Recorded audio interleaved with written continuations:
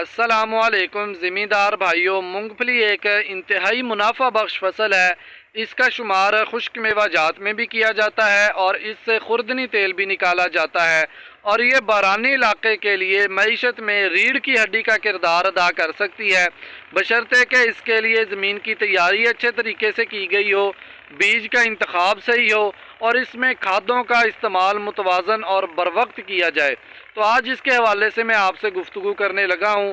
آپ دیکھ رہے ہیں ڈیرہ نوازش علی یوٹیوب چینل اور میں آپ کا میزبان حافظ عبد المعید۔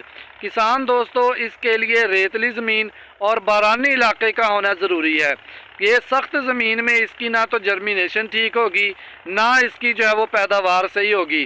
ریتلی زمین میں اس کی جرمینیشن بھی ٹھیک ہوتی ہے، پیداوار بھی اچھی ہوتی ہے، اور اس کو آب و ہوا گرم اور ٹھنڈی یعنی کہ ملی جلی آب و ہوا چاہیے۔ یہ دونوں خصوصیات بارانی علاقے میں پائی جاتی ہیں۔ بات کرتے ہیں وقت کاشت کی۔ اس کا بہترین وقت جو ہے وہ بعض ورائٹیوں کا 15 مارچ سے لے کے 15 اپریل تک ہے، اور بعض ورائٹیوں کا پھر مئی تک جاتا ہے۔ تو دوستو، زمین کی تیاری کیسے کرنی ہے؟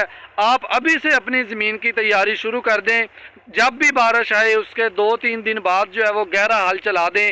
تقریباً 3 سے 4 مرتبہ جو ہے وہ وقت آنے سے پہلے آپ نے ہل چلایا ہوا ہو۔ اس کو کاشت کیسے کرنا ہے؟ آپ نے ڈرل کے ذریعے کاشت کرنا ہے، اس کا چھٹا نہیں دینا۔ اگر آپ کے علاقے یا آپ کے پاس ڈرل نہیں ہے تو آنے والے دنوں میں آپ کو ایک دیسی نسخہ بتاؤں گا، اس طریقے سے آپ نے کاشت کرنی ہے۔ تو دوستو، بات کریں کھادوں کے متعلق تو ہم اس میں سلفر کا بھی استعمال کریں گے، پوٹاش کا بھی استعمال کریں گے، فاسفورس کا بھی استعمال کریں گے۔ کتنی مقدار میں استعمال کرنی ہے یہ چیزیں، یا کب استعمال کرنی ہے، تو یہ آنے والے دنوں میں مزید تحقیق کر کے میں آپ کو بتاؤں گا۔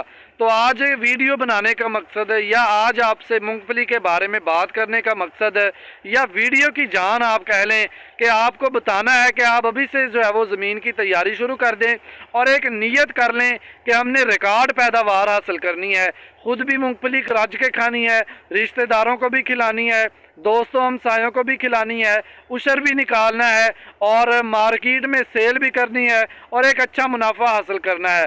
انما الاعمال بالنیات اور انما الاعمال بالخواتیم۔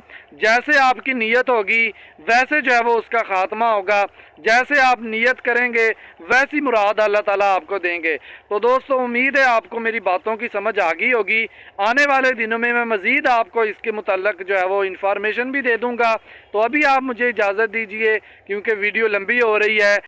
اگر اس کے علاوہ آپ نے کوئی معلومات لینی ہے زراعت کے متعلق یا کسی فصل کے متعلق تو مجھ سے بلا جھجک رابطہ کر سکتے ہیں۔